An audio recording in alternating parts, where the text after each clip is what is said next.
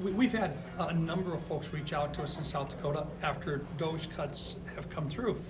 And what we've said to people is if you're impacted directly by a DOGE cut, let us know and let us go back and see if it was done by accident.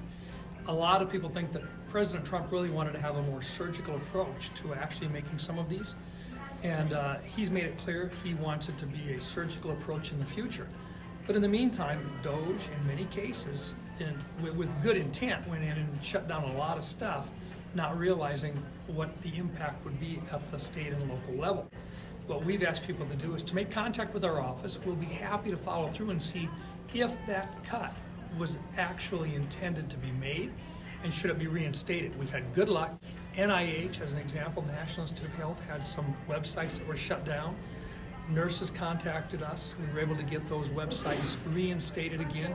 These were taking care of people with cancer, and there were protocols being laid out on a day-to-day basis. It got fixed, but it was because people reached out to us, where literally we had 139 different contacts that were specific to our programs there. We've just simply worked through them one at a time. It's put a lot of pressure on my team to do them.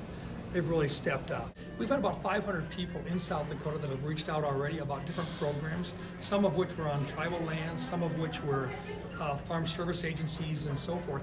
And in those cases, we're just following up on each one of them independently, going directly back to the cabinet level positions and talking to them about finding out exactly what happened and whether or not they should be reinstated.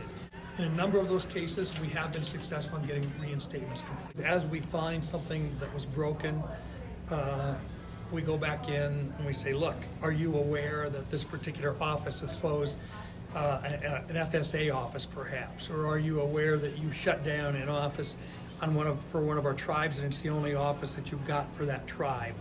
And in those cases, they come back and say, oh no, we didn't realize that. That's probably something that we need to address. Those are the types of, but we're doing them on a case-by-case basis. We're finding our best results is to go directly back to the cabinet secretary and the sub-levels right beneath them to give them a heads up. And then they've been able to reinstate a number of those. And we're just going to continue to work it that way. We don't control how the president does this and how DOGE does it, but we do have the ability to respond back once they have tried to make a cut.